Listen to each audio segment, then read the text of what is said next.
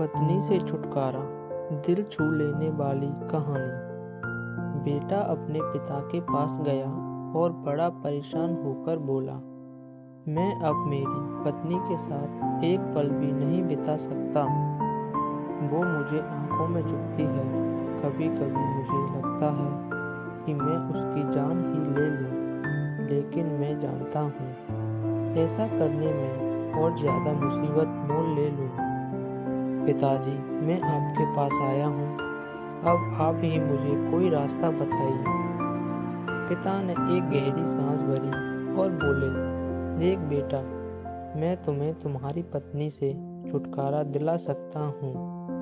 मेरे पास एक धीमा जहर है जो व्यक्ति को धीरे धीरे खत्म करता है। मैं तुम्हें वो देने के लिए तैयार हूँ, बस तुम्हें मेरी एक शर्त माननी होगी।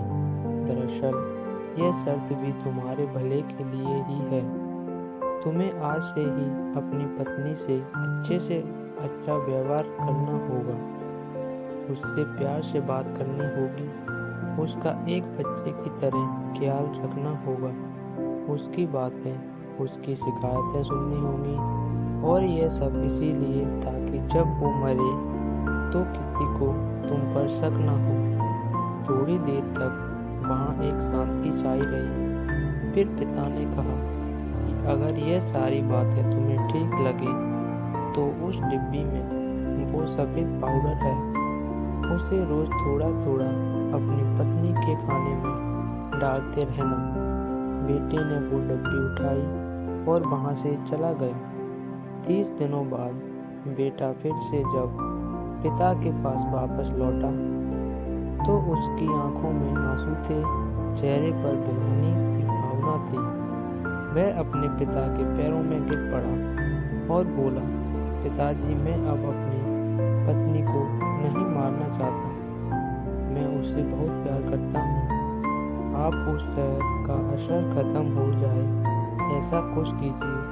पिता ने अपने बेटे को उठाया और बोला, डरो मत, उस डब्बी में सिर्फ चावल का आटा था। असली जहर तो तुम्हारे मन में था, और मैंने जो तुम्हें शर्त बताई थी वो उस जहर का तोड़ था। आप जब अपने मन में ईर्ष्या गुस्सा से जहर को बना देते हैं तो वह आपको अपनों से दूर कर ही देते हैं। उनसे निपटने का यही तरीका है कि अपनों की बात सुनें, अपनों का ख्याल रखें, दया भाव रखें, माफ़ करना सीखें और ज़्यादा अपेक्षा ना रखें।